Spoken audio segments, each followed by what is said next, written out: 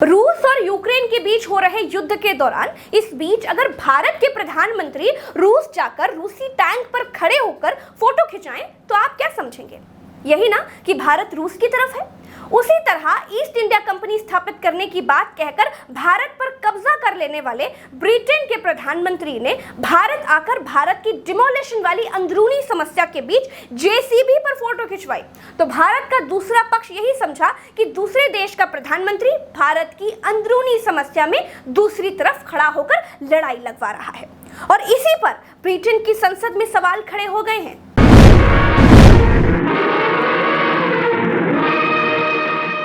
वो अंग्रेज जिन्होंने भारत को गुलाम बनाकर रखा, वो अंग्रेज जिन्होंने भारत में फूट डालकर 100 साल तक राज किया, वो अंग्रेज जिन्होंने भारतवासियों पर अत्याचार की सारी हदें पार कर दी, उन्हीं अंग्रेजों का एक प्रधानमंत्री भारत आया और आकर कहां बैठा?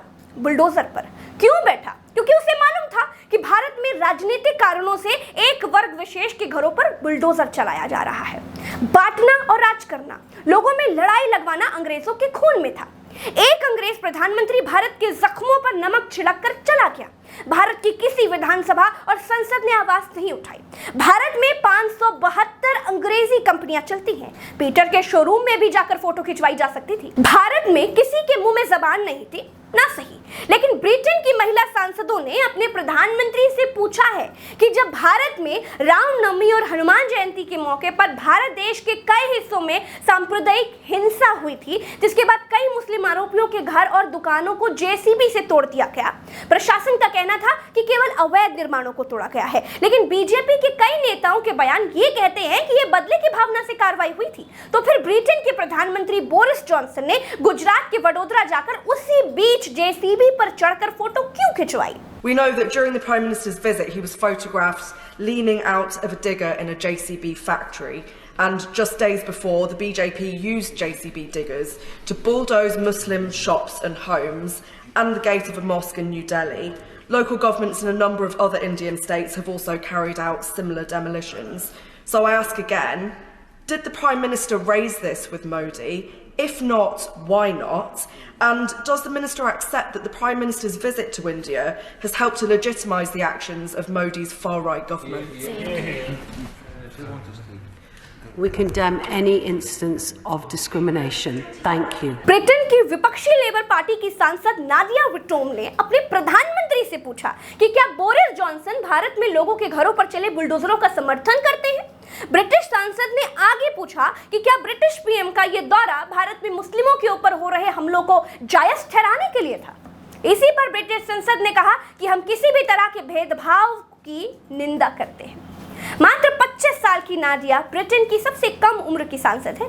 और रोचक बात यह है दोस्तों कि नादिया के माता पिता भारतीय मूल के ही हैं और उनके पिता पंजाबी सिख हैं और माँ एंग्लो इंडियन है। दोस्तों, अंग्रेज भारत को बांट कर चले गए थे, हम वैसे ही आज भी बटे हुए हैं। अंग्रेजी सरकारों से भारत की हर सरकार ने फूट डालो और राज करो बड़ी अच्छी तरीके से सीखा है। 70 साल से हमारे देश की सरकारें हिंदू, मुस्लिम, सिख, ईसाई के बीच फूट डालकर राज कर रही हैं। ब्रिटेन का प्रधानमंत्री भारत आकर जेसीबी पर फोटो खिंचाकर मौज लेकर चला जाता है। फोटो देखकर मुसलमान किलस जाते हैं और हिंदू खुश हो जाते हैं। यही है फूट डालो और राज करो।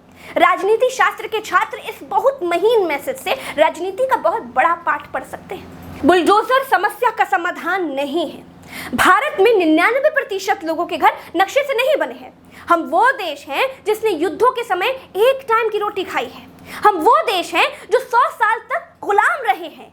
हमारे दादा परदादाओं को अपने घर के नक्शे से ज्यादा देश के नक्शे की चिंता रही।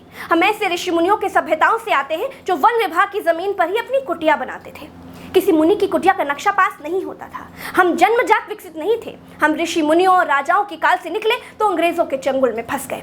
अंग्रेजों के चंगुल से निकले तो बंटवारे और युद्धों के चंगुल में फंस गए। हमारी सरकारों को लोगों का घर गिराने से पहले ये समझना पड़ेगा, जो आज अवैध है वो इसलिए है क्योंकि कल हम भारतवासियों के पास अपना नक्शा ठीक करने लायक धन नहीं था। तो घर के नक्शे के बारे में कैसे सोचते?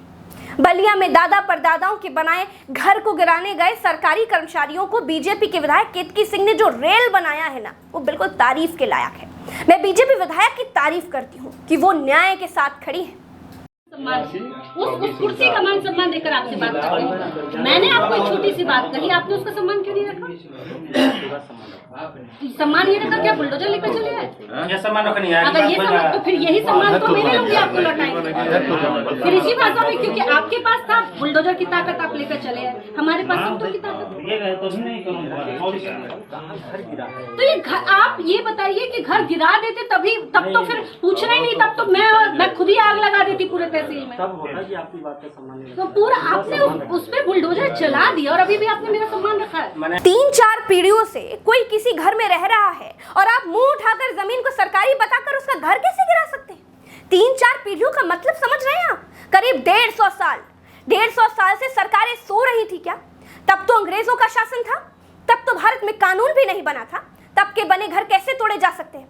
खैर, कहने को तो बहुत कुछ है, लेकिन कोई और देश हमारे देश की समस्या का मजाक बनाकर चला जाए, हमारे फटे में टांग अड़ाए, ये बिल्कुल बर्दाश्त नहीं किया जाना चाहिए। जैसे किसान आंदोलन में नहीं किया गया, बिल्कुल वैसे ही।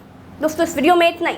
चलते हैं। राम राम, दुआ सलाम, जय हिंद। आप चैनल को सब्सक्राइब जरूर कीजिए, फेसबुक पर फॉलो जरूर कीजिए, ट्विटर पर अगर आप मेरे साथ जुड़ना चाहते हैं तो @प्रज्ञा लाइव नाम से खोज कर मुझे फॉलो जरूर कीजिए। जय हिंद।